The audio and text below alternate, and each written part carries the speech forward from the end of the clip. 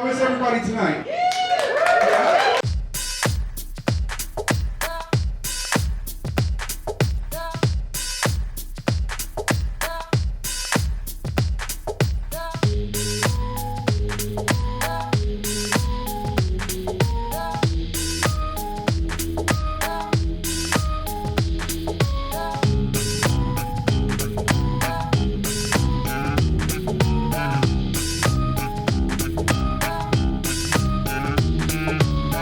Hi, I'm Andy.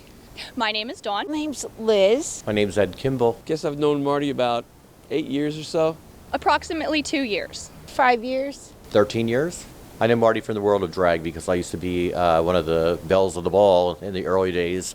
Oh, Marty the bartender is funny. In drag or out of drag, it doesn't make any difference. And he's sincere. He likes to make sure people have a good time. He wears his heart on his sleeve, which I think that makes him genuine. If he's having a bad day, he'll hide it from most customers, but if you know him, he'll talk about it, and it helps the person he's talking to as well. My name is Martin. I'm single gay man, raising his niece. I like long walks on the beach, tacos. I bartend here at the Raven, and I host in drag Lipstick Mondays here at the Raven as well. I always knew, obviously, like everybody else, that I was different. I've always felt like women are beautiful, but it was never a sexual thing for me ever. Even though I did date girls and had sexual relationships, I always knew, though, that it was the boys that I wanted to be with. I didn't come out, though, or deal with it until I was 26. And I am 39. I actually went to school to be a chef and for hotel and restaurant management. And I worked as a chef for a little while, and the money just wasn't enough. But I love this industry, so I stuck in this industry. And I really do hate people. But the transitions just seemed natural enough and worked out well. The money's better. I have to deal with people's BS, but I get to leave it right here and not take it home. He's amazing. He can mix pretty much anything you want to drink, and quick-witted, very funny, easy to talk to. I was 29 when I started doing drag. I hadn't come out to my father yet. And Mary J. Blige had a song called Just Fine. And the message behind that song was a type of empowerment. It just gave me that fuel, gave me life like that. And I had lived here in New Hope for about 2 years and would come here to the host of the drag shows. Then on Monday nights was Victoria Lace, and the show was called In Your Face with Victoria Lace. And she was just this tiny little black drag queen that just seemed to be so full of everything. And I said I wanted to do drag one time. So I worked with Miss Pumpkin that Gay Pride when this place closed for the year. And we went up to the Nevermore. I did the Gay Pride show there. I made my debut, which was supposed to be one time. And then here we are, 10 years later. Miss Martini Madness is amazing, and that's actually how I first met Marty, as Martini Madness. It's tough, because there are days that I go in between loving it all and hating it all. You know what I mean? Because it is work, and it is an extra job. And sometimes when you do something that you love for work, you tend to end up hating it, you know what I mean? So it's tough like that. I do love the whole process of transforming from this to Miss Martini, and whether Miss Martini's makeup is on point that night or whether I'm like, with it, I do love that process. I love that becoming somebody different. I love entertaining. I love the stand-up on the microphone and on that stage. But I think what I've grown to love especially is just being somebody who isn't afraid to be themselves and encourages somebody else to be who they are. Whether they're ratchet and ghetto or they're pageant style queen, be yourself. And I think that's probably something I enjoy the most. It's not so much the drag itself, but I think if there's anything that I like the least about it, like as Miss Martini, I'm not a celebrity, but there's a type of celebrityism that I do have. Like I'm a face and a pillar in this community and here at this bar. And I feel like lots of times with people other than my closer friends, that's all they see is Miss Martini. They don't realize or remember that Martini is a whole bunch of things. And Martini is just this much, that multifaceted stone that makes me, you know what I mean? So I think that would be the least. Whether I'm a bartender or on that stage, I have to be on point. I have to be ready to entertain and do it. Sometimes I have a rough day, you know what I mean? Sometimes I don't feel like it. And people just, well, what's wrong with you? Like, oh, well, Marty's having a bad day. Marty's tired. She's whooped, whatever. So I think that would be it, though. Like, I do Miss Martini because now I can be ratchet and raunchy and obnoxious, and I don't have to have apologies because I'm Miss Martini. Today I'm Marty. I have to be a little softer. Miss Martini Madness is one crazy bitch. She's got a big mouth, she's got a big heart, it's a very entertaining show, and she's just not afraid to call people out on their shit either. First I start with the music, the songs, the girls that are going to be in that show that, you know, I plan that out weeks in advance. Then I have to get the costumes together, the hair together, and then the day of, shave. Everything from the waist up to gluing down the eyebrows, and sometimes we do start off with a glass of vodka. Creating a palette, basically. Like, women look like women, I look like a man, because I'm a man. So I like to make my face a blank palette, so that way there I'm starting over fresh, and all it is just flesh looking color. That's what I'm putting on now, that's what I'm doing here. I like to do my contour, my cheekbones and stuff like that first, and then do my eyes and highlight. The natural normal curves, but creating like a chin so that way there I look thinner, like the way the lights on the stage will hit me. My original drag name was Martini Matthews. The first person who ever tried to paint my face or do my makeup, her name was Dana Matthews. Dana Matthews was a good friend of myself and the family, and I begged him to paint me and help me out, and he did. So originally it was Martini Matthews. However, every time one of the MCs, Vera would be MCing and she would try to introduce me, she said the crowd would go crazy. They would go mad because I was local, and by accident would introduce me as Martini Madness. And that was 9 years ago, and that name is stuck. So Martini Madness, I couldn't go by anything different now. It's Miss Martini Madness, they know me. I started hosting the show here at the Raven, Lipstick Mondays. It'll be 3 years in February. And I will go on to say that I know that I am not the most talented entertainer, that I am not the best lip syncer. Lord knows I'll forget my words, but I make fun of myself. I own it. I don't dance.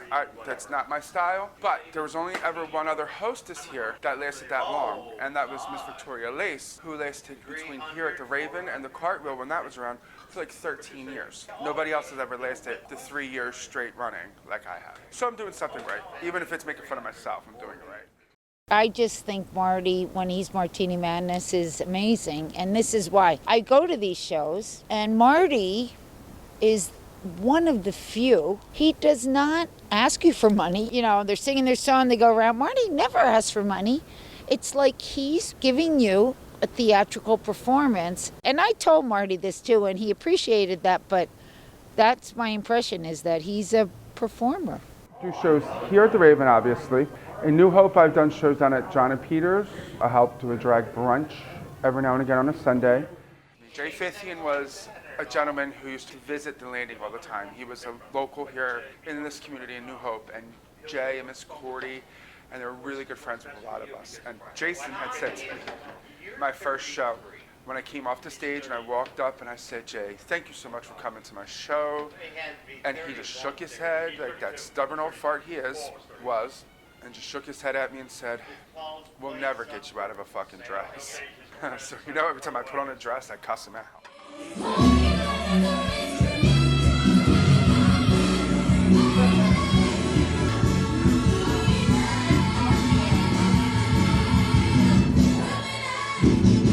Who's ready for the drag show tonight?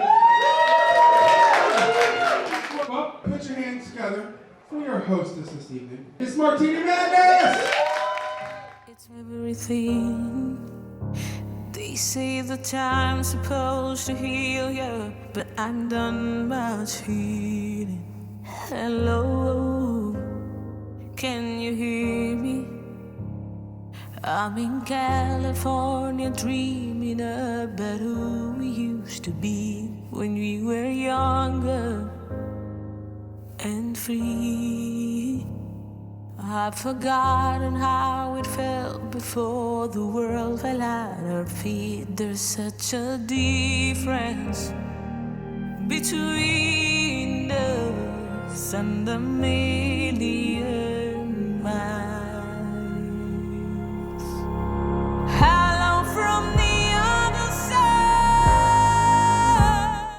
Drag Drag is it's a weird community, but it's just like any other community. Like a lot of these girls feel ostracized, they feel set apart and different. And in the drag community, you also have the subcultures of transgender and cross-dresser and whatnot as well. And here at my show, I feel like these girls find a little freedom to be able to be themselves. They tend to look at me as a role model or a big sister that they look up to, or a mother who takes them under their wing and helps them out. Friend. At least I can say that I'm trying to tell you I'm sorry for breaking your heart, but it don't matter. It clearly doesn't tear you apart anymore.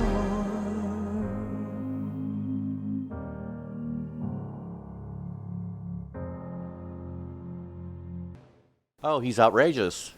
That's all I could say about Marty. I mean, he's funny, he's risque.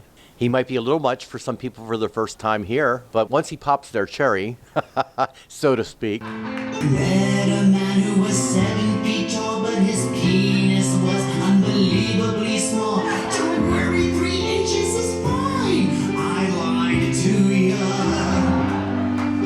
They're usually hooked and they come back for show after show because every show is different. And he makes sure he's a variety of entertainment. It's not always the same people doing the shows. He alternates people, which is genius on his part. Working 9 to 5, what a way to make living. Getting by, it's all taking and no giving. Crowd control to Major Tom. This is ground control to Major Tom. You really made a break. I've watched him grow over the years and become one of the premier drag queens in the New Hope area. He's dirty. I mean, he's vulgar, he's crass.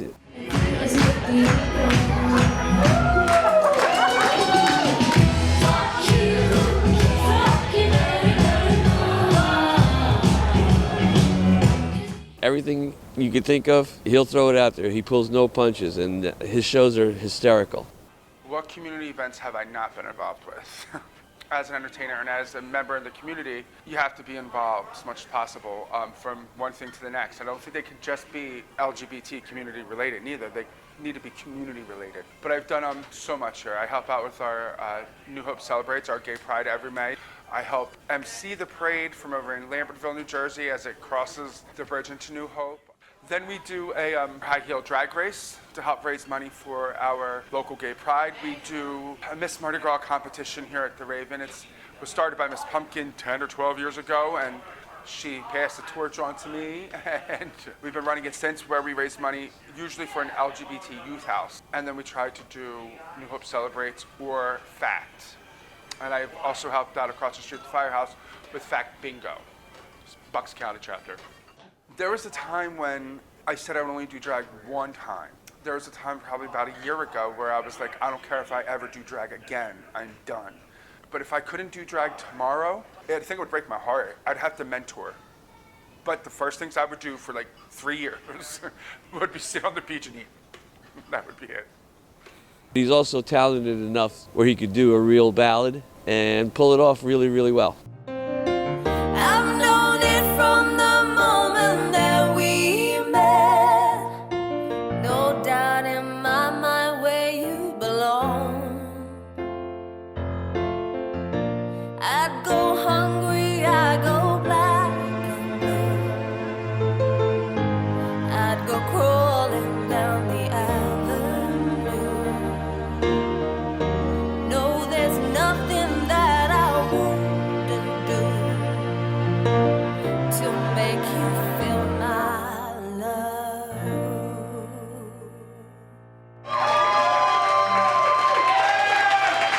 But tonight was fun. A lot of fun. So thank you all very much once again. I very much appreciate you.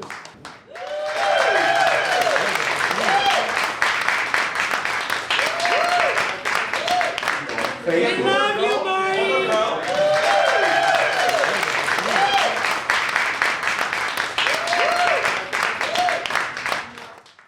Well, who cares if you're gay, straight, bisexual, transgender, lesbian, drag? Who cares?